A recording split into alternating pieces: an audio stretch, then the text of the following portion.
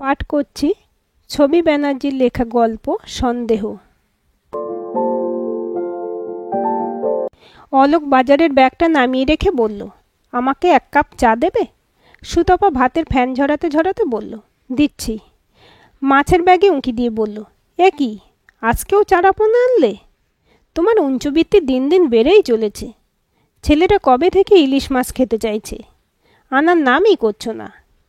দেখি রবিবার আনবো, আজ বাজারে ইলিশের দাম চড়া। সুতপা বলল, বাজারে কোন দিন ইলিশ সস্তা থাকে শুনি? কবে থেকে বলছি একটা বড় স্ক্রিনের টিভি কিনতে, রংচাটা ফ্রিজটা পাল্টে একটা ডবল ডোর ফ্রিজ কিনতে। সেসব কথা কানে তুললেই না। অনি হাই সেকেন্ডারিতে এত ভালো রেজাল্ট করে আবদার করলে একটা বড় স্মার্টফোন চাইল, সেটাও দিলে না।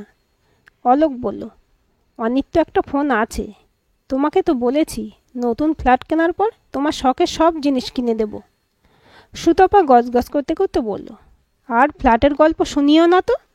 বিয়ে হয়ে এসে অবধি শুনে আসছি ফ্ল্যাট কিনবে, নতুন ফার্নিচার দিয়ে ফ্ল্যাট সাজাবে, হেন করবে তেন করবে। শুনে শুনে আমার কান পচে গেল।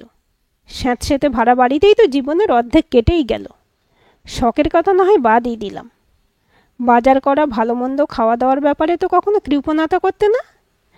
নাকি ফ্ল্যাটের জন্য এখন থেকে উঞ্চবৃত্তি করে চলতে হবে? যাও, হাঁ করে বসে থেকো না, অফিস আছে, স্নানে যাও। অলোক প্রাইভেট ইঞ্জিনিয়ারিং কলেজ থেকে পাশ করে একটা মাঝারি কোম্পানিতে চাকরি করে। স্যালারি খারাপ ছিল না। দীর্ঘ 20 বছর চাকরির পর আজ 3 মাসের উপর হলো কোম্পানির কিছু এমপ্লয়িকে ছাঁটাই করেছে 2 মাসের এক্সট্রা বেতন দিয়ে। অলোক কথাটা এখন স্ত্রী আর ছেলে অনিকেতকে বলতে পারেনি। খুব আশা করেছিল একটা চাকরি জুটিয়ে নিতে পারবে। এই 3 মাস হন্য হয়ে চেষ্টা করেও কাজ পায়নি। তিল তিল করে সঞ্চয়ের টাকায় সে একটা ফ্ল্যাটও দেখে রেখেছিল। ভেবেছিল বউ ছেলেকে ফ্ল্যাট বুক করার পর সারপ্রাইজ দেবে। ভাগ্যিস ফ্ল্যাটটা বুক করেনি। না, এই কটা দিনে সুতপা ছেলের জন্য তাদের পছন্দ মতো বাজার করে দেবে।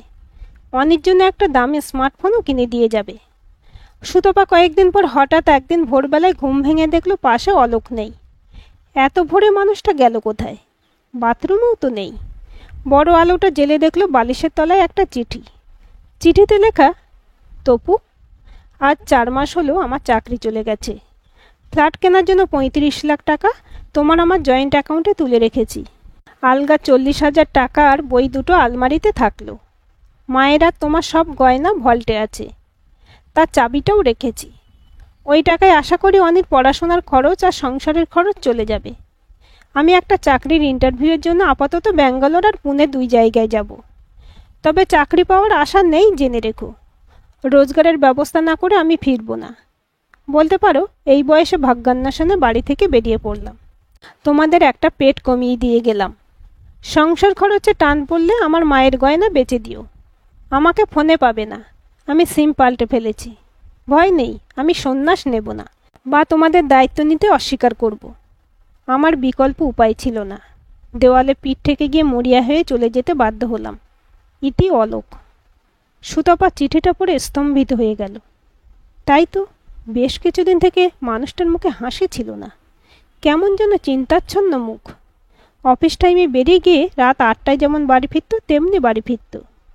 সে তো স্বামীর গায়ে হাত রেখে কখনো ভালোবেসে জানতে চায়নি তার কি হয়েছে। তার অক্ষমতা নিয়ে ব্যঙ্গ করেছে। রাতে কোনো দিন আদর করে কাছে টানতে গেলে হাত ঠেলে সরিয়ে দিয়ে বলেছে, শুকনো আদিক্ষেতা করতে এসো না তো। সে কি সত্যি 1 কাপড়ে চলে গেল? আর ফিরবে না? না না, এটা সে করতেই পারে না। তার স্ত্রী সন্তানের প্রতি গভীর মায়া ছিল। আদ্যপান্ত একটা সংসারী মানুষ। সুতপা চোখ দিয়ে ঝরঝর করে জল পড়তে লাগলো। অনিকে কি চিঠির কথা জানাবে? থাক, সে নিশ্চয়ই একটা চাকরির ব্যবস্থা করতে পারবে। আর না পারলে ঘরে ফিরে আসুক। আর জীবনে সে নতুন ফ্ল্যাটের কথা বলবে না। ঘরে ফিরে না হয় টিউশনি করুক। সেও তো সেলাইয়ের কাজ জানে। একটা সেলাই মেশিন কিনে সেলাই করে কিছু রোজগার করবে। দুজনে খেটে অনিকেতকে মানুষ করবে। ভবিষ্যতে নিশ্চয়ই সুদিন আসবে। ফোন করে যে এসব কথা বলে স্বামীকে বোঝাবে সে রাস্তাও তো খোলা রাখেনি। সকালে অনিকে বলল, তোর বাবার আজ 4 মাস হলো চাকরি নেই। সে ব্যাঙ্গালোর গেছে চাকরির ইন্টারভিউ দিতে। অনি বলল, কি বলছো মা, 4 মাস চাকরি নেই? বাবা তো গতকাল রাতেও আমার জন্য স্মার্টফোন কিনে এনেছে। ফ্রিজ ভর্তি চকোলেট, আইসক্রিম, দই, মিষ্টি কিনে আনলো। তার আগে 3 রকম মাছ, মাংস, ডিম, দুঝোলা সবজি বাজার করে এনেছে। আমি তো ভাবলাম বাবার প্রমোশন হয়েছে। দেখতে দেখতে 1 মাস কেটে গেল। অনি বলল, মা, বাবা ফোন করেছে তোমাকে? আমি তো ফোনে বাবাকে পেলাম না। এত দেরি হচ্ছে কেন ফিরতে? আমি কি একবার ব্যাঙ্গালোর যাব? না, তোর বাবা আরও 2-1 জায়গায় যাবে। ভাবিস না, ও ঠিক সময় ফিরে আসবে। আরও 3 মাস কেটে গেল। অনি বলল, মা, আমি ভাবছি কটা টিউশন পড়াবো। না হলে এই সংসার, বাড়ি ভাড়া, আমার লেখাপড়ার খরচ চলবে কি করে? সুতপা বলল, তোকে সংসারের জন্য, লেখাপড়ার জন্য ভাবতে হবে না। সে টাকা পয়সার ব্যবস্থা করে গেছে। তুই বরং আমাকে একটা সেলাই মেশিন কিনে দে। দুশ্চিন্তায় আমার সময় কাটছে না। তুই কয়েকটা বড় দোকানে সায়া ব্লাউজ সেলাই করার অর্ডার নিয়ে আসতে পারবি না? আমি সঙ্গে পাড়াতে শাড়ি ফলস পিকো করার কাজটাও করব। দেখতে দেখতে বছর গড়িয়ে গেল। না, অলোকের কোনো ফোন, না কোনো খোঁজ পাওয়া গেল। অনি একদিন বলল, মা, বাবার আচরণ আমার খুব সন্দেহজনক ঠেকছে। বাবা নিশ্চয়ই চাকরি পেয়েও আমাদের সঙ্গে সম্পর্ক কেটে দিয়ে অন্য কোনো সম্পর্কে জড়িয়েছে। সুতপা বলল, ছি অনি, বাবার সম্পর্কে একথা বলতে তো লজ্জা করলো না? তার চাকরি থাকাকালীন তোর কোন অভাবটা সে অপূর্ণ রেখেছে? কেন বলবো না? একটা বছরও যে বউ ছেলেকে একটা ফোনে যোগাযোগ রাখতে পারিনি, তার সম্পর্কে কি সাধুবাদ জানাবো? সব বাবারা যা করে তার বেশি বাবা নতুন কি করেছে? তোমার শাঁখা সিঁদুরের আর কোনো দাম নেই মা। ওগুলার পরে কি হবে?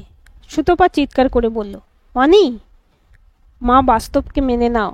বাবা আর ফিরবে না। অনি লেখাপড়া শেষ করে মাস 3 হলে একটা কলেজে জয়েন করেছে। সুতপাও আস্তে আস্তে বিশ্বাস করতে শুরু করেছে, হয়তো অনির কথাই ঠিক। তবু একলা হলে এখনও স্বামীর স্মৃতি রোমন্থন করে। তবে কি চাকরি চলে যাওয়াটা মিথ্যে ছিল? সে চাকরির বদলি নিয়ে চলে গিয়ে কি সত্যি অন্য সম্পর্কে জড়িয়ে আলাদা ঘর সংসার করছে? অনি কলেজে বেরিয়ে গেলে এমনি একটা মন খারাপ করা দিনে সুতপা একটা রেজিস্ট্রি খাম হাতে পেল। খামটা পড়ার পর সুতপার মনটা গভীর অভিমানের সঙ্গে একটা অনাস্বাদিত আনন্দে ভরে গেল। যে সন্দেহটা এতদিন তাকে কুড়ে কুড়ে খাচ্ছিল, সেটা থেকে সে মুক্তি পেল। খামটা ছেলের মুড বুঝে তাকে দেখাবে ঠিক করে আলমারিতে তুলে রাখল। দিন 15 পর একদিন কলেজ থেকে ফেরার পথে পাড়ার এক কাকু তার পথ আটকে দাঁড়ালো। কিছুক্ষণ খেজুরে আলাপের পর বলল, আচ্ছা বাবা অনিকেত, তোমাদের বাড়িতে প্রায় একটা দামি পোশাক পরা ভদ্রলোক ঠিক বেলা 12টার দিকে আসছেন এবং 3-3.5 ঘন্টা পর বেরিয়ে যাচ্ছেন। তোমার বাবা নিরুদ্দেশ হয়ে যাওয়ার পর এতদিন পর্যন্ত কোনো আত্মীয় স্বজনকে তো কখনো আসতে দেখিনি, তাই জিজ্ঞেস করছি। অনি বলল, কাকু, আপনি কি নিজে দেখেছেন? না, পাড়ার ছেলেপুলেরা বলছিল। তবে একদিন তোমার মাকে বেশ সেজেগুজেই ভদ্রলোকের গাড়িতে যেতে দেখেছি। আমার সঙ্গে পাড়ার অনেকেই দেখেছে। অনি বলল, ও, হতে পারে মায়ের কোনো বাপের বাড়ির দিকের বড়লোক আত্মীয়। তার কথা তোমার মা তোমাকে বলেছেন? আসলে কাকু, এটা বলার মতো নয় বলেই মা বলেনি। এটাই আপনার বলার ছিল? না না বাবা, এমনি কথার কথা বললাম। অনি একরাশ বিরক্তি নিয়ে বাড়ি ফিরল। কে এই ভদ্রলোক, যিনি মাঝে মাঝে আসেন আর অনেকটা সময় কাটিয়ে যান? যার সঙ্গে মা গাড়ি করে বেড়াতে পর্যন্ত বেরিয়েছিল? মায়ের পরিচিতই যদি হয়, তাহলে মা তাকে একথা গোপন করলো কেন? খুব ইচ্ছে করছিল সোজাসুজি মাকে একথা একবার জিজ্ঞেস করে। গোপনতা মানেই তো রহস্য, সঙ্গে সন্দেহ। মা কি এই বয়সে? না, সে আর ভাবতে পারছে না। মাকেও ইদানিং কেমন যেন অন্যমনস্ক লাগে। দুদিন মনটা বিক্ষুব্ধ হয়ে থাকলো। দুদিন পর এক রাতে অনির কিছুতেই ঘুম আসছিল না। বাথরুম থেকে ফেরার পথে মায়ের ঘরে ফোনে কারোর সঙ্গে কথা বলার আওয়াজ কানে এলো। ফোনের অপর প্রান্তের কথা শোনা না গেলেও মায়ের কথা স্পষ্ট শুনতে পেল। মা বলছে, তুমি অবুঝের মতো এত ব্যস্ত হচ্ছ কেন? আমি বলছি তো, ওর মুড বুঝে কথা বলবো। এতদিন অপেক্ষা করতে পারলে আর কয়েকটা দিন অপেক্ষা করতে পারবে না? অনি তো আর ছেলে মানুষ নেই, সে কি একসঙ্গে আমাদের সঙ্গে থাকতে রাজি হবে? অনির মাথাটা বাঁই বাঁই করে ঘুরতে লাগল। ও, তাহলে এই ব্যাপার। সে মায়ের পূর্ব পরিচিত? সেটা জানতে পেরেই কি বাবা তাদের ছেড়ে চলে গিয়েছিল? ছি ছি, মা কি এই বয়সে বিয়ে করার সিদ্ধান্ত নিচ্ছে? তাকে নিয়ে একসঙ্গে দ্বিতীয় স্বামীর কাছে থাকতে চাইছে? না, কাল সকালেই এর একটা হেস্তনেস্ত করতেই হবে। পরদিন চা খাওয়ার পর অনি বলল, মা, তোমার সঙ্গে আমার কথা আছে। আজ আমি কলেজে যাব না। সুতপা উদ্বিগ্ন হয়ে বলল, কেন রে, শরীর খারাপ? চোখ দুটো তো জবা ফুলের মতো লাল হয়ে আছে। কই দেখি জ্বরটা এলো কি না। খবরদার, তুমি আমার গায়ে হাত দেবে না। ছি ছি, মা, তোমার এই বয়সে এত পদস্খলন? তোমাকে মা বলে ডাকতে আমার ঘেন্না করছে। কে ওই লোফার, যার সঙ্গে মাঝরাতে তুমি ফোন করো, যার গাড়িতে তুমি বেড়াতে যাও? সুতপা ছেলের কথা শুনে স্তম্ভিত হয়ে গেল। বলল, বা অনি, কত সহজেই তুই মায়ের চরিত্র বিচার করলি। একরাশ ঘেন্না উগড়ে দেওয়ার আগে জানতে চাইলি না আমার কাছে আসে যে মানুষটা আসলে সে কে? অনি, যাকে তুই লম্পট বললি সে তোর বাবা, আর যাকে তুই পাড়ার কারোর কথা শুনে খুব সহজেই চরিত্রহীনে তকমা লাগিয়ে দিলি সে তোর জন্ম থেকে পরিচিত, তোর গর্ভধারিণী মা। আমি তোর কাছে আমার চরিত্রের সাফাই গাওয়ার জন্য একটা কথাও বলতাম না, শুধু ওই মানুষটার মুখের দিকে চেয়ে জানানোটা আমার কর্তব্য। সুতপা একটু পরে দুটো খাম নিয়ে এসে বলল, এই প্রথম চিঠিটা তোর বাবা বাড়ি ছাড়ার আগে লিখে রেখে গিয়েছিল। তোর উঠতি বয়স ছিল বলে 35 লাখ টাকার কথাটা তোকে আমি জানাইনি। আমার মনে হয়েছিল মা কষ্ট করে মেশিন চালিয়ে সংসার চালালে তুইও বুঝে চলবি। এখান থেকে 15 লাখ টাকা আমি ফিক্সডে রেখেছিলাম, বাকি টাকা দিয়ে তোর পড়ার খরচ চালিয়ে কিছুটা সংসারের জন্য নিতে হয়েছিল। সেটা না নিলেও চলতো। সে যথেষ্ট টাকার ব্যবস্থা করে রেখে বাড়ি ছেড়েছিল।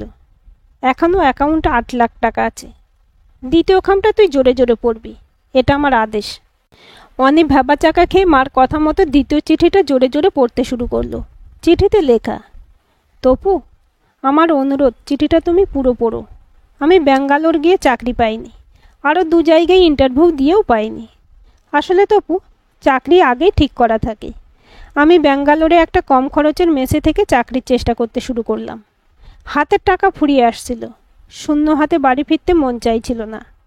ভাবলাম আরও কিছুদিন চেষ্টা করি। হন্য হয়ে খুঁজে 4টে টিউশন শুরু করলাম। তাতে কোনো রকমের মেসের খরচ চলে যেত। 1 বছর এভাবেই কেটে গেল। সেই সময় মেসের একজনের সঙ্গে আমার ঘনিষ্ঠতা হয়। সে আমার সার্টিফিকেট দেখে বলল, তার এক বন্ধুর দাদা কোটি কোটি টাকার প্রোমোটারি বিজনেস করে। সে একটা বিশ্বস্ত হেল্পিং হ্যান্ড খুঁজছে। সেই প্রোমোটার আমাকে মাসে 15,000 টাকা আর তার বাড়ির গ্রাউন্ড ফ্লোরে থাকা খাওয়ার ব্যবস্থা করলো। 2 বছর কাজ করার পর প্রোমোটার আমার কাজে খুশি হয়ে মাইনের সঙ্গে 2% লভ্যাংশ দিতে রাজি হলো। 2 বছরে কয়েক লক্ষ টাকা জমালাম।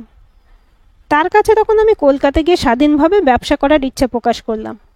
সে খুশি হয়ে রাজি হয়ে বলল, এই টাকায় আপনি একা ব্যবসা করতে পারবেন না। আমার চেনা একজন প্রোমোটারকে চিঠি লিখে দিচ্ছি, তার সঙ্গে জয়েন্টে ব্যবসা করুন। এই 1.5 বছর আমার গোল্ডেন সময়। আমার টাকা প্রায় 4 গুণ হয়ে গেল। ভাবলাম, ভগবান যখন মুখ তুলে চাইলেনি, তখন আর কিছুদিন অপেক্ষা না হয় করলামই। আমি তোমার স্বপ্নের একটা গ্যারেজ সহ বিরাট 3 রুমের ফ্ল্যাট কিনে ইন্টেরিয়র ডেকোরেটরকে দিয়ে আধুনিক ফার্নিচারে সাজিয়েছি। ছোট একটা ঠাকুর ঘর আলাদা করে বের করে সুন্দর ঠাকুরের সিংহাসন কিনেছি। আমি হয়তো অনেক অন্যায় করেছি তোমাদের সঙ্গে এই বছরে যোগাযোগ না করে। সুতপা, তুমি আমাকে ক্ষমা করবে তো? ইতি তোমার অলোক। সুতপা বলল, খামটা হাতে পাওয়া 3 দিন পরই তোর বাবা আমার সঙ্গে দেখা করতে এসেছিল। তারপর আরও কটা দিন মাঝে মাঝে এসেছে। আমি তাকে না খাইয়ে যেতে দিতাম না। একদিন অনেক অনুরোধ করে সে গাড়ি করে নিয়ে গিয়েছিল আমাকে ফ্ল্যাট দেখাতে। সঙ্গে সেদিন সত্যনারায়ণের ছোট করে পুজোও দিয়েছিল। সেই আয়োজন আমিই করেছিলাম। তারপর তোকে সবটা বলতে তোর বাবা বারবার ফোনে অনুরোধ করতো সবাই মিলে একসঙ্গে থাকার জন্য। তোর তো বাবার সম্পর্কে একরাশ ঘেন্না ছিল, তাই আমি সময় নিয়েছিলাম তোকে বুঝিয়ে রাজি করানোর জন্য। এটাই তো তোর মায়ের অপরাধ অনি। যাক, ভালোই হলো, তুই তো এখন নিজের পায়ে দাঁড়িয়েছিস। তোর বাবার টাকার ফিক্সড ডিপোজিটের নমিনি তোকে করা, বাকি অ্যাকাউন্টে টাকাও তোর। তোর প্রতি আমার দায়িত্ব শেষ। আমি তোর জন্য রান্না করে চলে যাব তোর বাবার কাছে। আমার চোখে সে বিন্দুমাত্র অপরাধ করেনি। অনি ব্যাকুল হয়ে বলল, মা, আমাকে ক্ষমা করো। সুতপা বলল, তুই আমার সন্তান, ক্ষমা তুই না বললেও আমি করতাম, কিন্তু বাকি জীবনে তোর সঙ্গে এক ছাদের তলে আমার পক্ষে থাকা সম্ভব নয়। আর শুধু বাবার সঙ্গে একবারের জন্য হলেও দেখা করিস। আমার বিশ্বাস সেও তোকে ক্ষমা করবে। সে মানুষটা তোকে দেখবার জন্য ব্যাকুল হয়ে আছে। আজকের এই গল্পটি আপনাদের কেমন লাগলো কমেন্ট করে জানাবেন। ভালো লাগলে অবশ্যই একটা লাইক দেবেন আর চ্যানেলটি সাবস্ক্রাইব করে সাথে থাকবেন।